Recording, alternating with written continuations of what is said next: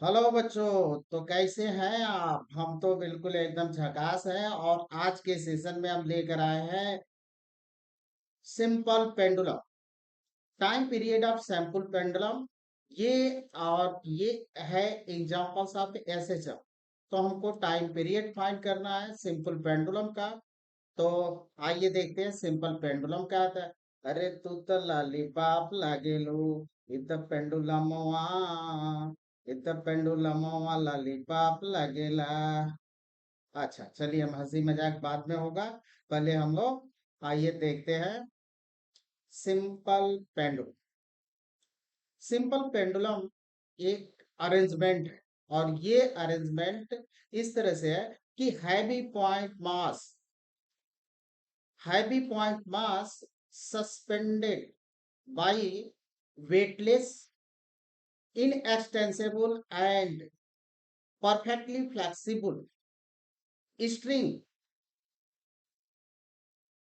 String से एक rigid support से सस्पेंड होता है। तो this arrangement is called simple pendulum. इस अरेंजमेंट को सिंपल पेंडुलम बोला जाता है। और ये सिंपल पेंडुलम तो ऐसा बन गया है कि लॉलीपॉप लग रहा है। आ, इस तरह का सिंपल पेंडुलम जो होता है वो कह दें कि आइडियल है। जब लैब की बात आती है तो लैब में क्या करते हैं, मटेलिक स्फीयर, एक मटेलिक स्फीयर लेते हैं और उसको कार्टन स्ट्रिंग से क्या करते हैं, रिजिड सपोर्ट से उसको सस्पेंड कर दिया जाता है। तो वो प्रैक्टिकली कहलाता है। जैसे हमने बोला भी कि हैवी पॉइंट मास आप लोग एक्सपेरिमेंट भी किए होंगे। और लंबा सा रॉड एक होगा, ऐसे हिला हिला के कभी इतना ऐसे कर दिया करते थे। तो आप लोग को एक्सपेरिमेंट भी मिला होगा। सिंपल पेंडुलम का एक्सपेरिमेंट बड़ा ही मजा आता है एक्सपेरिमेंट करने में। अब इसका हमको टाइम पीरियड पाना। अब एक चीज और देखना है कि अब क्या करें कि आप रस्सा लाए और रस्सा लाए और हाथी को बांध दिए और हाथी को बांध कर कह रहे हैं मैं तो तुमको ऐसे श्रम कराऊंगा, पेंडुलम की तरह से नचाऊंगा। अरे नहीं भाई, वो ऐसे चम या सिंपल पेंडुलम नहीं होगा। कहा क्या? Point mass, heavy point mass. Mass जो होता है वो कैसा होना चाहिए? पॉइंट होना चाहिए। और वो, और जैसे हाथी तो रस्सा से ही बांधेंगे। और यहाँ पे जो काटन थ्रीड है उसकी कंडीशन क्या? वेटलेस, उसका वेट नहीं होना चाहिए। इनएक्सटेंसिबल, अगर वो खींचे तो उसका विस्तार भी नहीं होना चाहिए। एंड परफेक्टली फ्लेक्सिबल, और लचीला होना चाहिए। तो रस्सा से हाथी को बांध देंगे तो क्या होगा? हर कंडीशन को ही नहीं फॉलो करेगा। तो कैसे एसएचएम होगा? तो हाथी को बांध कर एसएचएम या सिंपल पेंडुलम नहीं बनाया जा सकता है। प्यारे बच्चों, ये बात ध्यान में रखें। अब आते हैं हम लोग इसके कॉन्सेप्ट। देख लिया, अब इसका मैथ करते हैं। तो यहाँ पे हमारे पास एक सिंपल पेंडुलम है और सिंपल पेंडुलम रिजिड सपोर्ट। यहाँ पे क्या करते हैं कि ये हमारा रिजिड सपोर्ट है और उससे एक धागे धागे से हमने क्या किया, लैब की बात करें, लेबोरेटरी में हम लोग क्या करते हैं कि कॉटन स्ट्रिंग होती है, उससे एक मटेलिक स्फीयर को, हैवी पॉइंट मास को एक धागे से बांध देते हैं और किसी रिजिड सपोर्ट से उसको क्या करते हैं, सस्पेंड कर देते हैं। जहां पे सस्पेंड होता है उसको बोला जाता है पॉइंट ऑफ सस्पेंशन। तो ये हमारा होता है point of suspension. Point of suspension है। अब पॉइंट ऑफ सस्पेंशन और जो मिड में पेंडुलम का पोजीशन है उसको बोलते हैं इक्विलिब्रियम पोजीशन। तो ये हमारा इक्विलिब्रियम पोजीशन है। आ, और इक्विलिब्रियम पोजीशन, और यहाँ पे हल्का सा एंगुलर डिस्प्ले, क्या कहते हैं कि दो तरह के एसएचएम होते हैं। एक एंगुलर एसएचएम होता है और दूसरा हमारा लीनियर एसएचएम। तो यहाँ पे सिंपल पेंडुलम को हम सिर्फ लीनियर की बात करेंगे, एंगुलर की बात नहीं करेंगे। तो हमने क्या किया कि पेंडुलम को ऐसे धागे से बांध दिया और हल्का सा प्यार से उसको इक्विलिब्रियम पोजीशन से क्या किए, डिस्प्लेस किए और रिलीज कर। रिलीज कर दिया, तो फिर वो टू एंड फ्रो क्या करने लगा, मोशन करने लगा।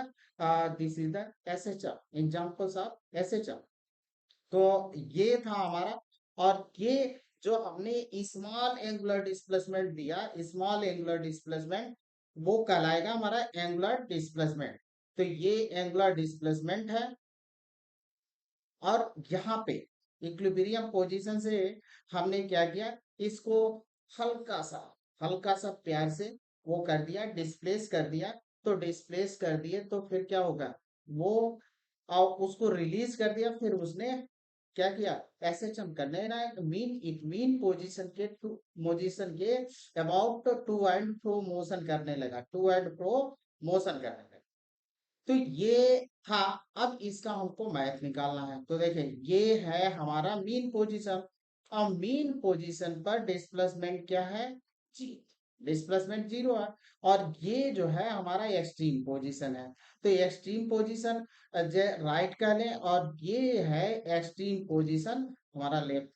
तो अब इसका हमको मैथ निकालना है। और इसमें कितने फोर्स लगेंगे। पहली बात तो यहाँ पे देख लें कि इस जो हमारे पास स्ट्रिंग है या थ्रीड है, धागा है, उसमें एक टेंशन है और अपवर्ड वर्क है, टेंशन फोर्स है। और दूसरा जो ये बाब है हमारा, ये बाब कहलाता है।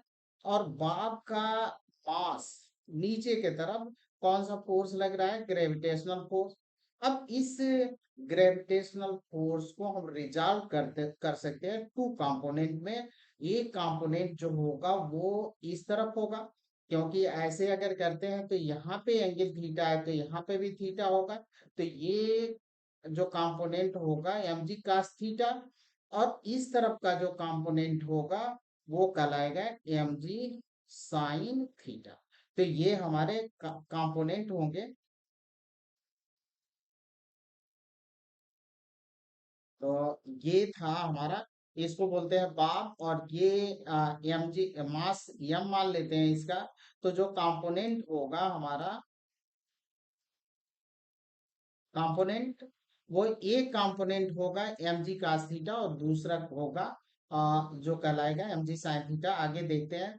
यहाँ पे जो बाब होगा हैवी पॉइंट मास होगा।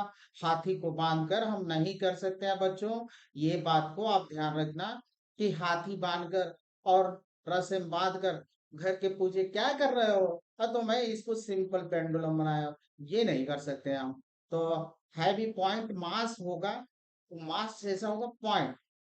तो ये आप आते हैं हम लोग। और जो distance from point of suspension and to the centre of gravity above, वो इसको बोला जाता है इफेक्टिव लेंथ। और कैसा होना चाहिए, जो स्ट्रिंग है या थ्रीड है, वो हमारा वेटलेस होना चाहिए। और वेटलेस इनएक्सटेंसिबल होना चाहिए। और फिर परफेक्टली फ्लेक्सिबल, ये कंडीशन है। अब यहां से हम ले लिए।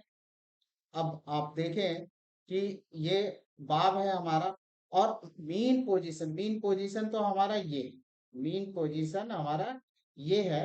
और मीन पोजीशन से हमने क्या किया, इस पेंडुलम को हल्का सा डिस्प्लेस किया। और डिस्प्लेस करने के बाद उसको रिलीज किया। रिलीज करने के बाद से ये जो होता है अबाउट मीन पोजीशन के दोनों तरफ टू एंड फ्रो मोशन करने लगा। अब दोनों तरफ यहाँ से एक्सट्रीम पर गया, एक्सट्रीम पोजीशन पर। और इस एक्सट्रीम पोजीशन पर मैक्सिमम डिस्प्लेसमेंट हुआ। फिर यहां से रिटर्न बैक करेगा, मेन पोजीशन पर आएगा।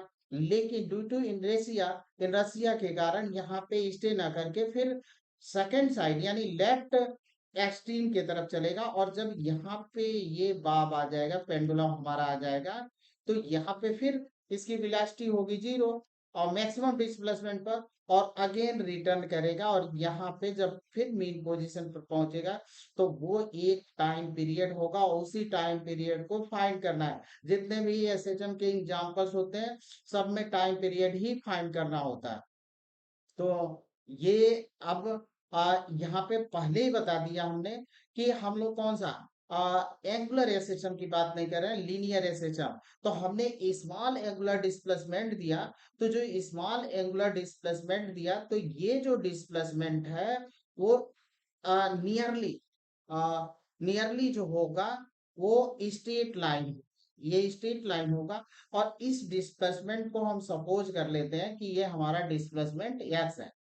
अब जो पेंडुलम है तो उस पर फोर्स एक्ट कर रहा है एम जी, डाउनवर्ड, डाउनवर्ड की तरफ जो फोर्स होगा ये फोर्स हमारा होगा एम जी डाउनवर्ड।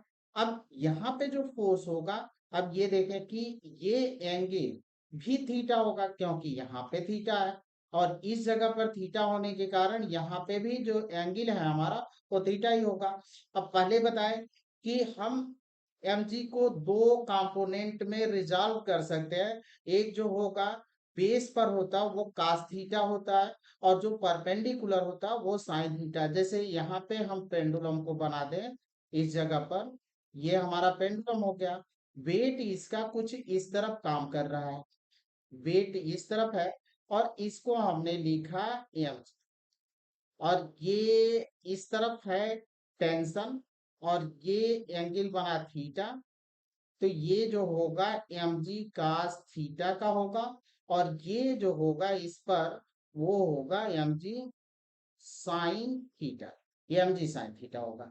तो ये हम इसको कंपोनेंट को तोड़ सकते हैं इस तरह से।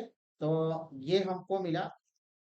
अब देखते हैं कि ये हमारा एम जी कास थीटा हुआ, और ये जो होगा वो एम जी साइन थीटा, इसको हम एम जी साइन थीटा लिख सकते हैं।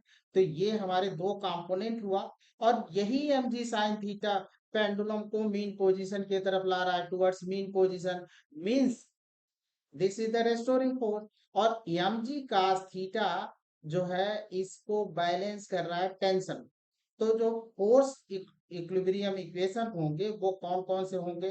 फोर्स बैलेंस इक्वेशन हमारे जो होंगे दो होंगे, एक होगा एम जी कास थीटा और वो इक्वल है टी। अब दूसरा होगा M G, M G sine theta. अब एम जी साइन थीटा किधर है?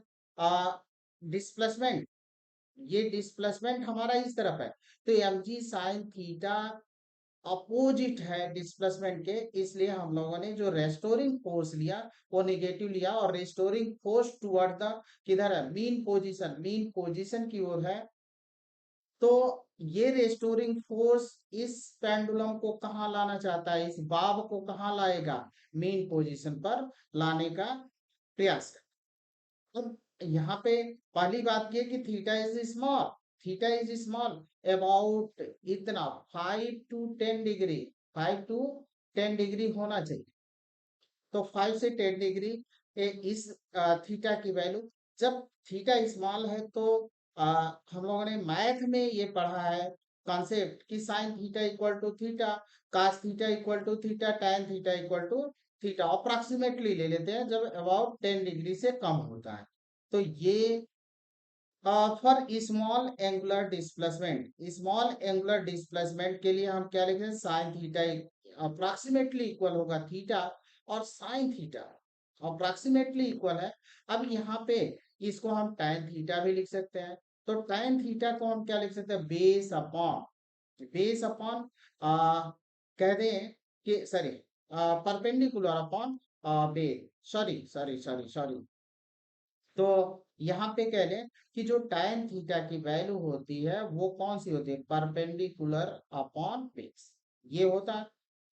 तो परपेंडिकुलर, अब यहाँ से x है ये, और बेस हम ये दोनों तो थ्रीड है, यल ही है, ये भी यल है। तो किसी एक को ले, अगर साइन थीटा को लेते हैं तो परपेंडिकुलर अपॉन हाइपोटेनियस, तब भी एक्स अपॉन यल ही आएगा, और tan थीटा को लेते हैं तब भी हमको एक्स अपॉन यल ही मिलेगा। अब इस जो फोर्स है हमारा साइन थीटा की जगह पर हम क्या ले सकते हैं? एक्स अपॉन यल। तो हम एक्स अपॉन यल पुट कर देते हैं। तो F equal to minus M G sine theta, और साइन थीटा इक्वल हुआ एक्स अपॉन यल। अब एक्स अपॉन यल है। अब देखो कि इसको हम क्या करते हैं कि ये समथिंग सपोज कर लें एम जी अपॉन यल, इसको के मान लें, तो फोर्स, फोर्स जो हमारा एस एच एम का कंडीशन था, फोर्स क्या होना चाहिए? माइनस के एक्स, इस फॉर्मेट का होना चाहिए। तो this is the S H M. अब आगे भी हम लोग एक एसिलेशन का कंडीशन देखे, acceleration is directly proportional to displacement, तब भी। तो अगर जब जब भी कभी भी हमको ये शो करना है कि ये एसएचएम कर रहा है कि नहीं, तो हमको दो ही कंडीशन, एफ को हम दिखलाएंगे कि माइनस के एक्स होगा, या एसिलेशन जो होगा वो डिस्प्लेसमेंट के प्रोपोर्शनल होगा बट अपोजिट डायरेक्शन में होगा। तो ये कंडीशन तो यहाँ से हम आगे भी पढ़ सकते हैं, बट यहाँ पे भी जैसे F equal to minus K x, where के इज द के को हम क्या ले सकते हैं, यहाँ पे के को लिख सकते हैं एम और जी अपॉन एम, ये हमारा के। तो ये हो गया। अब F equal to minus K X, तो के एक्स हो गया। टाइम पीरियड, अब टाइम पीरियड क्या होगा, टाइम पीरियड लेते हैं। तो टाइम पीरियड अगर स्प्रिंग ब्लॉक सिस्टम की बात करें तो T equal to 2 pi under root M by K. अगर ये नहीं आपको लर्न है तो आगे हम इसको एसिलेशन के टर्म में भी करके फाइंड कर सकते हैं। तो अभी देखते हैं कि एसिलेशन के टर्म में, अब यहाँ से जो k की वैल्यू है वो कितनी है, एम जी अपॉन एल है। तो हम यहाँ पे k की वैल्यू रख देते हैं एम जी अपॉन एल। तो ये हमको T equal to 2 pi M upon M G upon L हुआ। एम ने एम को मार दिया और एल कहाँ रेसिप्रोकल होकर ऊपर गया। तो हम लिख सकते हैं इसको इस तरह से, T equal to 2 pi under root L by g. ये टाइम पीरियड है सिंपल पेंडुलम का। इसी को हम थोड़ा सा अगर एक्सटेंशन दें और इस तरह से ले आए, क्या लें, F equal to mass, F equal to minus K X है तो इसको हम लिख दें mass into acceleration equal to minus M G और अपान एल इंटू एक्स। तो एम ने एम को मार दिया, फिर ये जो मिला हमको माइनस कितना हुआ जी बाई एल इंटू एक्स। और इसी को हम लोग इस तरह से शो कर लेते थे एक्स और where omega square equal to g by l और omega equal to under root g by l. तो टाइम पीरियड जो होगा हमारा 2 पाई, और ये लिख लें 2 पाई, सॉरी ये हटा देते हैं, 2 पाई अपॉन ओमेगा। और यहाँ पे हमने लिखा 2 पाई ओमेगा की वैल्यू है यहाँ पे जी बाई यल, और फिर अगेन यल ऊपर गया तो इसको हम ऐसे लिख सकते हैं यल बाई जी। तो ये हमारा टाइम पीरियड होगा। तो चाहे इस मेथड को फॉलो करें चाहे ये, अब ये एसएचएम के लिए कंडीशन हमको ये शो करना होता है, या तो F equal to minus K x को शो करना होता है। अब आते हैं एक्सप्लेनेशन, कुछ कंडीशन देखते हैं। हम लोगों ने ये देख लिया कि टाइम पीरियड जो है हमारा 2 पाई अंडर रूट कितना हुआ l by g, 2 pi under root L by g, ये हो। तो यहाँ पे हम देख रहे हैं कि टाइम पीरियड किन किन बातों पर डिपेंड करता है। तो फर्स्ट कंडीशन हम लेते हैं कि does not depends upon mass of the bar. कहीं भी यम हमको दिखाई नहीं दे, यानी जो बाब था उसके मास पर कहीं डिपेंडेंसी नहीं है टाइम पीरियड में। तो हम इसको इस तरह से एक्सप्लेन करें कि अगर कोई अगर कोई लड़की है और स्विंग चूल्हा, लड़की पर तो चेहरा खिल गया भाइयों, तो हाँ चलो लड़के बैठा लो यार, मेरे को क्या जाता है। तो T equal to 2 pi under root L by G does not depends upon mass of the Bob.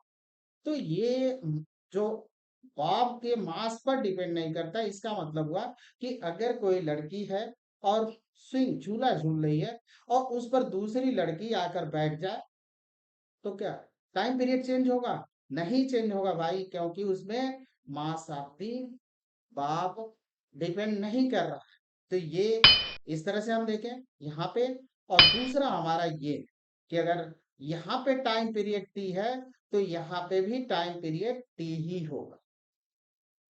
Second explanation है कि does not depends upon on the amplitude for small oscillation. Small oscillation है तो amplitude पर depend नहीं करता, but 10 degree से ज्यादा हम जा रहे हैं तो एम्पलीट्यूड पर डिपेंड करता। और एम्पलीट्यूड ऑसिलेशन पढ़ने पर जब ऑसिलेशन हमारा जो डिस्प्लेसमेंट है एंगुलर या ऑसिलेशन कहें स्मॉल ऑसिलेशन अगर है तो एम्पलीट्यूड पर डिपेंड नहीं करता। बट अगर कह दें कि 10 डिग्री से ज्यादा आपने करा दिया, ऐसे कर दिया, स्विंग करा दिया, इस तरह से करा दिया। कभी कभी लड़के खेलते हैं, हम लोग भी खेलते थे, तो क्या कहते थे, धक्का देकर खाओ, ऐसे मार देते थे। तो अगर इस तरह से कर दिए तो फिर उस समय टाइम पीरियड इंक्रीज कर जाए। तो आ, हर स्मॉल ऑसिलेशन के लिए एम्पलीट्यूड पर टाइम पीरियड सिंपल पेंडुलम का डिपेंड नहीं करता है।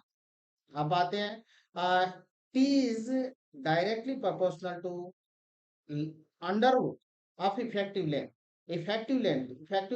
कहाँ से लेते थे? Point of suspension and centre of gravity, distance between point of suspension and centre of gravity of bob, ये था यल।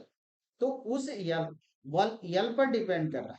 तो अगर हम कह लें कि यल पर डिपेंड, फिर वही लड़की झूला झूल रही है, बैठ कर झूल रही है इस तरह से, और अचानक खड़ी हो जाए, तो खड़ी हो जाए तो यल क्या होगा? यल आपका डिक्रीज करेगा, क्योंकि सेंटर ऑफ ग्रेविटी जो होती है ऊपर शिफ्ट होगी, और जब ऊपर शिफ्ट होगी तो यल डिक्रीज किया, तो यल डिक्रीज करने का मतलब क्या हुआ? टाइम पीरियड भी हमारा डिक्रीज करेगा, और टाइम पीरियड हमारा डिक्रीज करे। यहाँ पे ये सिंगल लड़की है, झूला झूल रही है, अब ये स्टैंड अप अचानक खड़ी हो जाए, तो खड़ी हो जाए तो जो सेंटर ऑफ ग्रेविटी अभी यहाँ पे है वो और ऊपर शिफ्ट करेगा, और जो ऊपर शिफ्ट करेगा तो जो हम लोग ले रहे थे क्या कहते हैं, इफेक्टिव लेंथ कहाँ से ले रहे थे? Point of suspension and centre of gravity of Bob के बीच का सेपरेशन था। तो जब यल कम होगा, छोटा होगा, स्मॉल हो जाएगा, क्योंकि सेंटर ऑफ ग्रेविटी ऊपर चली गई, तो ऊपर चली जाएगी तो फिर टाइम पीरियड क्या करेगा? डिक्रीज कर जाएगा। अब T is directly proportional to under root 1/g, यानी जी के इनवर्सली है अंडर रूट में, जी के इनवर्सली है अंडर रूट, यानी जी अगर इंक्रीज किया तो टाइम पीरियड क्या करेगा? डिक्रीज करेगा। जी डिक्रीज किया तो टाइम पीरियड इंक्रीज करेगा। ये बात है यहाँ पे। अगर हम कह दें कि हमारे पास वॉच है और उसको हम लेकर चले गए हिल साइड, पहाड़ पर लेकर चले गए, या किसी कोल माइन में लेकर चले गए, तो उस कंडीशन में तो हम लोगों ने ग्रेविटेशन में ये बात पढ़ लिया कि हम जब एबव द अर्थ सरफेस ऊपर जाते हैं, तब भी जो होता है क्या होता है, जी हमारा डिक्रीज करता है, और inside the surface, on the surface, हमने अर्थ सरफेस पर अगर इनसाइड जैसे हमने कोल माइन में लेकर गया तो तब भी जी डिक्रीज करता है। तो जी डिक्रीज करने का मतलब वो टाइम पीरियड इंक्रीज किया। यानी हमारी जो, अगर कोई क्लॉक है इसको अगर लेकर जाते हो तो वो स्लो डाउन हो जाएगी धीरे धीरे, उसका टाइम पीरियड ज्यादा हो गया, तो वो धीरे धीरे ऑसिलेट करे। अब सेकंड पेंडुलम क्या होता है? कि सेकंड पेंडुलम मीन्स ऐसा पेंडुलम जिसका टाइम पीरियड 2 सेकेंड हो। तो 2 सेकेंड हो तो उसकी लेंथ कितनी होनी चाहिए वो हम लोग देख लेते हैं। तो यहाँ पे टाइम पीरियड कितनी होनी चाहिए? 2 सेकेंड होनी चाहिए। तो t equal to 2 pi under root l/g। अब यहाँ पे t की वैल्यू हो गई 2 सेकेंड, देयरफॉर टू, अब टू ने टू को मार दिया। अब यहाँ से हम कैलकुलेट करें यल को, तो यल इक्वल टू g/पाई स्क्वायर, और g की वैल्यू 9.8, और इसको हमने रखा 3.14 का स्क्वायर, और जब इसको हम कैलकुलेट करेंगे तो 0.99 सेंटीमीटर या 1 मीटर, यानी सेकंड पेंडुलम जो होगा उसका थ्रीड की जो लेंथ होगी वो कितनी होनी चाहिए? 1 मीटर के बराबर होनी चाहिए, 1 मीटर होना चाहिए। अब यहाँ पे when pendulum is of infinite length, अगर पेंडुलम का इनफाइनाइट लेंथ हो जाए तो फिर टाइम पीरियड पर क्या इफेक्ट पड़े, ये हमको। तो अब देखो कि एक लंबा धागा लें, और धागे को हम ऐसे अर्थ सरफेस, अब ये बात कहें कि अर्थ सरफेस ऐसा है और यहाँ से हमने एक पेंडुलम लटका दिया, तो यहाँ पे लटक रहा है। अब देखो जैसे हम यहाँ पे रह रहे हैं ये सरफेस पर, ये देखने में तो छोटा, लेकिन अर्थ तो इतना छोटा है नहीं, अर्थ का तो सरफेस। तो अगर ऐसा है यहाँ पे पेंडुलम ले, तो स्मॉल ऑसिलेशन कराए, तो यहाँ से यहाँ पे अगर ऑसिलेशन आ गया इस जगह से इस जगह, तो वो तो प्लेन ही होगा ना, वो तो कर्व होगा नहीं। कर्व तो ये क्या कहें, छोटा सा जब शेप हम बनाएंगे तब कर्व होगा, लेकिन हम ऑसिलेशन इनफाइनाइट लेंथ लेकर भी करेंगे तो ये प्लेन ही होगा अर्थ सरफेस। तो उस कंडीशन में जो हमारा पेंडुलम होगा उसका टाइम पीरियड क्या होगा, तो पहले हम यहाँ पे शेप देखते हैं। देखो कि यहाँ पे वही हमारा ये पॉइंट ऑफ सस्पेंशन हो गया, यहाँ से सस्पेंशन ले लिया और ये पॉइंट है, और ये जो है कोई पॉइंट नाम दे देते हैं, इसको हम मान लेते हैं कि पी पॉइंट है और इसको ओ पॉइंट। तो P O is the initial position of bob या कहे पेंडुलम, ये इनिशियल पोजीशन है। तो इनिशियल पोजीशन, और ये जो होता है कहले ये इज इंस्टेंटेनियस, यानी एट एनी इंस्टेंट, किसी इंस्टेंट पर ये पोजीशन है इसका। तो यहाँ पे इनिशियल पोजीशन ओपी पेंडुलम का, और ये इज द इंस्टेंटेनियस पोजीशन, और see the centre of earth, centre है अर्थ का। और इसको हम मान लेते हैं कि रेडियस ऑफ अर्थ है, वैसे आर ई भी लिख सकते हैं, नो प्रॉब्लम, तो कोई मैटर नहीं। अब देखो यहाँ पे जो हम लोग का ये तो कह लें कि हम जब एंगुलर डिस्प्लेसमेंट स्मॉल होगा तो उस कंडीशन में हम लोग लीनियर एस एच एम की बात करेंगे, एंगुलर की नहीं। तो जो डिस्प्लेसमेंट होगा वो कैसा होगा, जो डिस्प्लेसमेंट होगा हमारा वो लीनियर होगा, यक्स, जिसको हम लोग रिप्रेजेंट कर चुके थे। अब यहाँ पे हमारा क्या होगा कि पेंडुलम जब ये पोजीशन पर आ गया इंस्टेंटेनियस पोजीशन पर, तो मास ऑफ द बॉब यम था, और जो वेट है इसका वो किधर, अर्थ के सेंटर के तरफ होगा, और उसको हम रिप्रेजेंट करेंगे एम जी, एम जी से। अब जो एंगुलर डिस्प्लेसमेंट और टेंशन तो हमारा टी है, ये एंगुलर डिस्प्लेसमेंट हम ले लेते हैं थीटा पेंडुलम का। अब देखो यही बात यहाँ से क्या कहते हैं कि ये पेंडुलम जो होता है अर्थ के सेंटर से कितना एंगल मेक कर रहा है वो मान लेते हैं फाइव। तो इसको हमने फाइव मान। अब हमारे पास एक ट्रायंगल बन रहा है पी सी ए। अब ट्रायंगल की एक प्रॉपर्टी होती है जो आप लोग पढ़े हैं मैथ में, ये अगर इसको बोलते हैं एक्सटीरियर एंगल, तो एक्सटीरियर एंगल है, अगर ये थीटा है और ये फाई है, तो एक्सटीरियर एंगल कितना हो जाएगा, theta plus phi, according to property of triangle. तो ये जो एंगल होगा हमारा वो कितना होगा, थीटा प्लस फाइव। तो इसको हम लिख सकते हैं थीटा प्लस फाइव। अब हमारा ये कंप्लीट हो गया। अब हमारे पास दो, यहाँ पे एक पॉइंट हम यहाँ पे नाम दे देते हैं, वो तो दे ही दिए थे लेकिन थोड़ा सा इधर से उधर हुआ है। अब इसमें दो ट्रायंगल है, और दो ट्रायंगल में जो हमारा रेस्टोरिंग फोर्स होगा यहाँ पे कौन सा होगा, एम जी। यहाँ की बात करें तो एम जी और कास, वहां पे हम लोग सिर्फ थीटा लेते थे, तो यहाँ पे थीटा प्लस फाइव, और जो रेस्टोरिंग फोर्स होगा वो किधर होगा, मीन टुवर्ड्स मीन पोजीशन, और वो होगा M G sine theta plus five. तो उसको हम लिख सकते हैं एम जी साइन, तो रेस्टोरिंग फोर्स इस डायरेक्शन में, रेस्टोरिंग फोर्स जो होगा minus M G sine theta plus five. अब देखो कि हमने लीनियर एसएचएम की बात की है, ना कि एंगुलर एसएचएम की। तो लीनियर एसएचएम में होता क्या है, लीनियर एसिजम में हम लोग किसको लेते हैं, स्मॉल एंगल होता है। तो साइन थीटा प्लस फाइव किसके इक्वल होगा, साइन थीटा प्लस फाइव को हम ले सकते हैं, since L is very large therefore theta and five would be very small. Theta और फाइव जो होंगे वेरी स्मॉल होंगे, since theta plus sine sine theta plus five equal to theta plus five approximately हम लिख सकते हैं। अब यही बात थीटा है, तो देखो अब थीटा की जगह पर हम tan थीटा भी ले लें, और इसी को हम tan फाइव भी ले सकते हैं, क्योंकि ये स्मॉल है, तो स्मॉल है तो ले सकते हैं। और tan थीटा इक्वल टू कितना हो, परपेंडिकुलर अपॉन बेस। तो अब यहाँ से अगर एक ट्रायंगल की बात कर लें, देखो ये हमारी ट्रायंगल बन रही है, ऐसे ये पॉइंट है, यहाँ पे ये पॉइंट ले लिया, ये है इस जगह पर, और यहाँ से ले लेते हैं, ये इनिशियल पोजीशन है, इनिशियल पोजीशन है, और ये हमारा पी पॉइंट, और ये है सेंटर है। तो ट्रायंगल है, और इसको हम एक्स ले लें। अब यहाँ पे थीटा, और यहाँ पे एंगल जो है वो है फाइव। अब यहाँ पे tan theta, tan theta means perpendicular upon base. तो ये ले लें, बेस तो हमारा यल हो गया और परपेंडिकुलर कितना हो गया, एक्स हो गया। तो एक्स अपॉन यल और देन फाई लिख देंगे X upon R, tan phi की वैल्यू।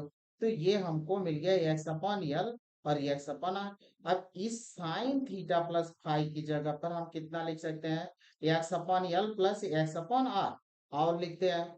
तो एफ इक्वल टू ये हो गया mass into acceleration minus M G theta plus phi, M ने एम को मार दिया, एसिलेशन जो हमको मिला यहीं पे, इसको हम क्या करते हैं, एसिलेशन को सॉरी मास को कट करते हैं। तो एसिलेशन जो मिला हमको वो मिला a equal to minus g x upon L plus x upon r. अब यहाँ से हम क्या करते हैं कि आर को, एक्स अपॉन आर, एक्स को बाहर तो ले ही सकते हैं, दोनों में कॉमन है, और आर को भी हम लेते हैं, तो इसको हम इस तरह से लिख सकते हैं, कह दें a equal to minus g upon r one plus are by l. Yes, अब यहाँ पे एक कॉन्सेप्ट देख लें आप, ए और प्लस हो बी। अब यहाँ से अगर ए को हमको कॉमन लेना है तो हम लिख सकते हैं वन प्लस बी अपॉन ए, ये लिख सकते हैं। तो सिमिलर है कि यहाँ से जब आर हमारा बाहर निकल कर आ रहा है, तो यहाँ पे इसके जगह पर हमको आर मल्टीप्लाई करना होगा। एक्स अपॉन आर को हमने बाहर निकाला तो वन होगा, आर यहाँ पे एक्स तो बाहर निकल गया, यहाँ पे आ गया। अब एसिलेशन हो, इतने को हम क्या मान सकते हैं, ओमेगा स्क्वायर, और वही a is directly proportional to x हो गया, माइनस एक्स मीन्स यहाँ पे एस एच होगा, और ओमेगा की वैल्यू जो है यहाँ पे कितनी हो रही है, ओमेगा जो हमको मिल रहा है वो मिल रहा है जी अपॉन आर और वन प्लस आर बाई, ये ओमेगा की वैल्यू। अब time period equal to T equal to two pi upon omega, तो हम लिख सकते हैं टाइम पीरियड, और वो होगा T equal to two pi upon omega. तो two pi upon omega under root, ये हम कह दें आर ओमेगा की वैल्यू यहाँ से ले लेते हैं, तो ओमेगा की वैल्यू हम ले चुके थे, अपान आर था, वही आर ऊपर जा चुका है आर, ये हो गया। अब देखो कि हम लोगों ने क्या देखा था कि पेंडुलम इनफाइनाइट लेंथ था, इनफाइनाइट लेंथ यानी यल तो हमारा इनफाइनाइट है, तो यल को हम, if pendulum is of infinite length, तो यल क्या होगा, टेंड्स टू इन्फिनिटी, और यल को इन्फिनिटी मीन्स आर बाई यल।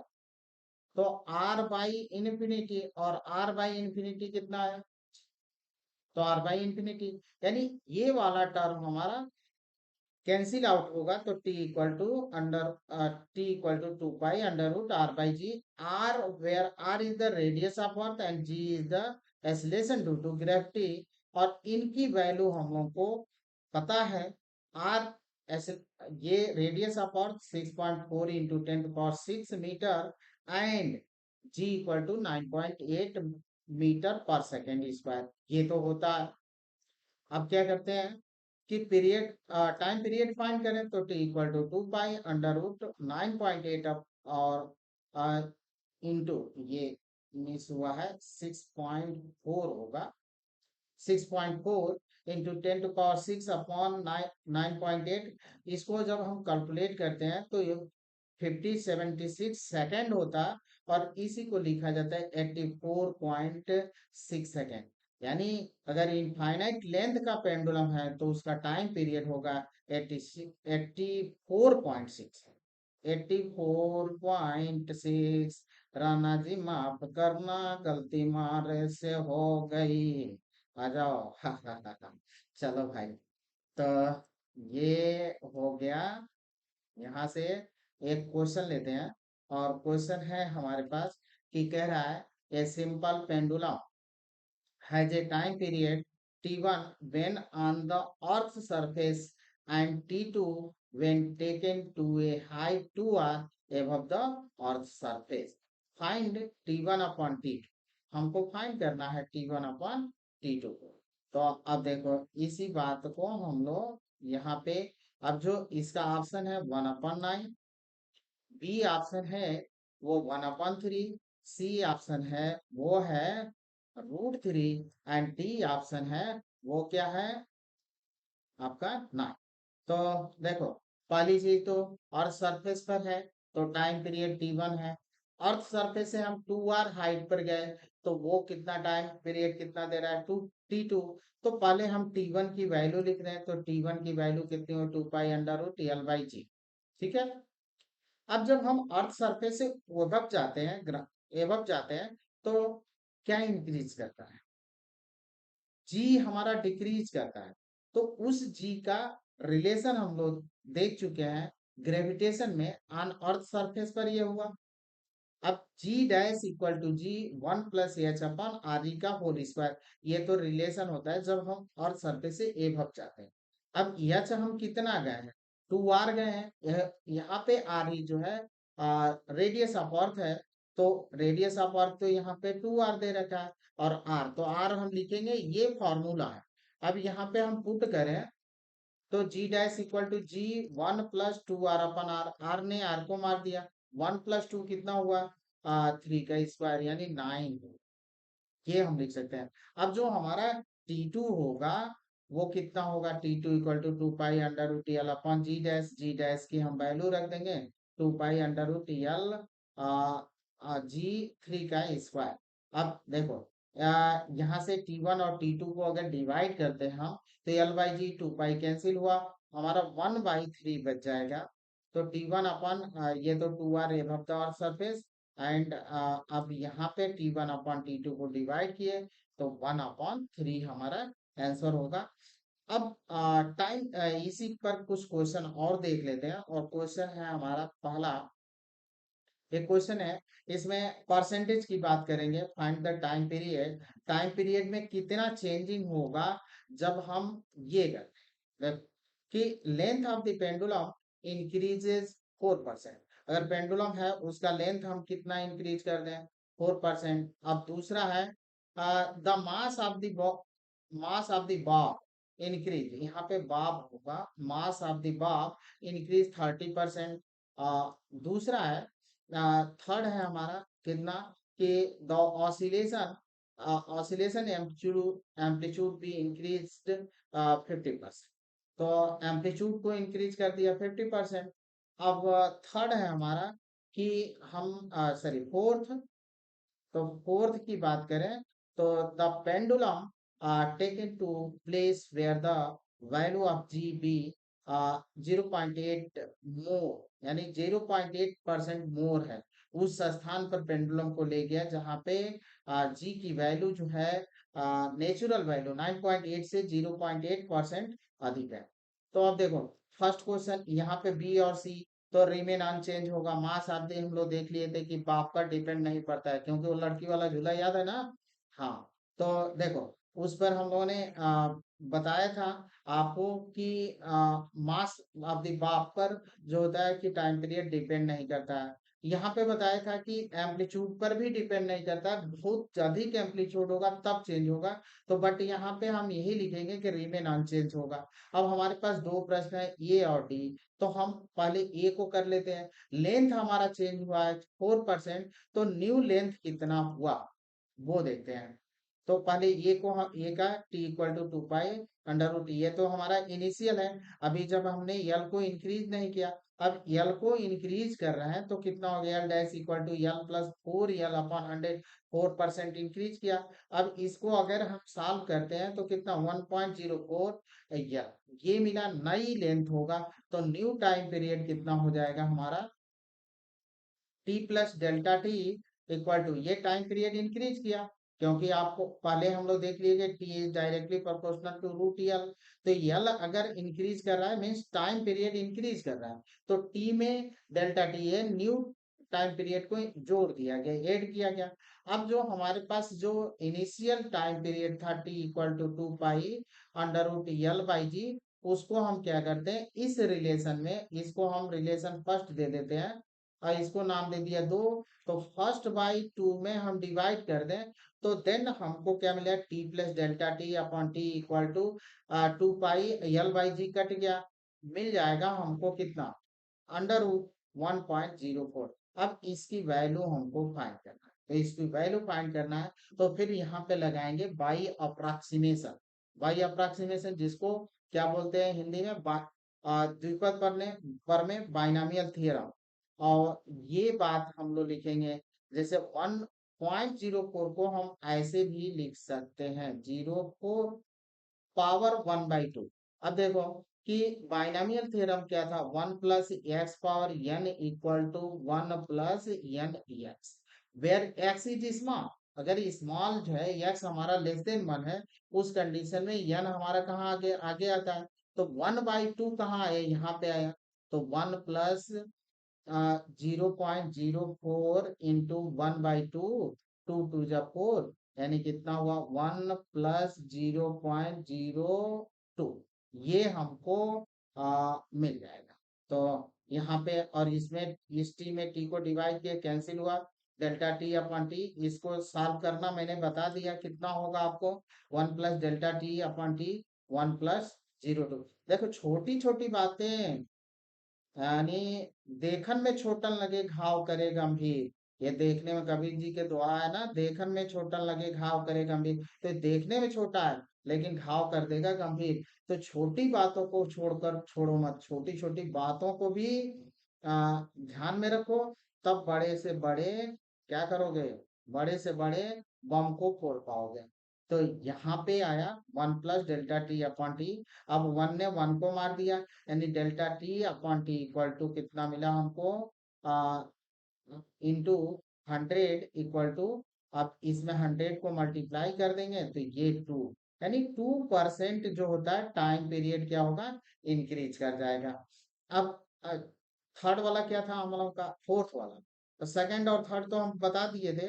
ये था अंडर रूट 1/g, यानी जी इंक्रीज कर रहा है, मीन्स टाइम पीरियड डिक्रीज करेगा।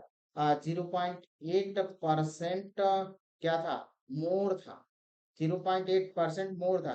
तो अब यहाँ पे बी तो रिमेन अनचेंज, और सी भी हमारा होगा रिमेन अनचेंज, तो वो भी हमारा चेंज नहीं होगा। लास्ट जो हमारा क्वेश्चन है वो है टाइम पीरियड, ये तो इनिशियल पोजीशन। अब पेंडुलम को हम ऐसे प्लेस कर ले गए जहां पे टाइम पीरियड जी की वैल्यू कितनी है, इनिशियल वैल्यू से 0.8% मोर है, तो यानी जी हमारा इंक्रीज कर रहा है, मीन्स टाइम पीरियड हमारा डिक्रीज करेगा। तो अब यही बात जी डैश हम ले ले, जी+g, अब कितना ज्यादा है, जी का 0.8%। अभी इसको जब हमने सॉल्व किया तो हमको मिला 1.008g, ये मिला। अब देखो, ये अगर इनिशियल है तो हमने रख लिया। अब जी हमारा डिक्रीज कर रहा है तो हम अब प्लस तो लिखेंगे नहीं, t - Δt, और ये इतना डिक्रीज किया, 2πL/1.08 L/g। अब देखो कि अगर ये इनिशियल है, ये फाइनल है, तो 2 में 1 को डिवाइड करें तो क्या क्या कैंसिल आउट होगा, 2πL/g, 2πL/g, यानी हमको मिल जाएगा 1/, या अंडर रूट 1/1.008। इसको भी हम उसी बाइनोमियल थ्योरम से ही सॉल्व करेंगे, तो ये हमको मिल जाएगा। अब इसको 1.1 + 0.008 पर, और इसको जब हम ऊपर ले गए तो -1, अब यहाँ पे आ गया -1/2। तो 1 - Δt/t, 1 - 1/2 यहाँ कैंसिल करेंगे तो हमको ये मिलेगा। 1 ने 1 को मार दिया, माइनस से माइनस कैंसिल हुआ, तो ये हमको मिल जाएगा। यहाँ पे कितना इंक्रीज किया, Δt/t इंटू 100 इक्वल टू 0.4%। ये यहाँ पे डिक्रीज करेगा, टाइम पीरियड डिक्रीज करेगा 0.4%। Thank you student.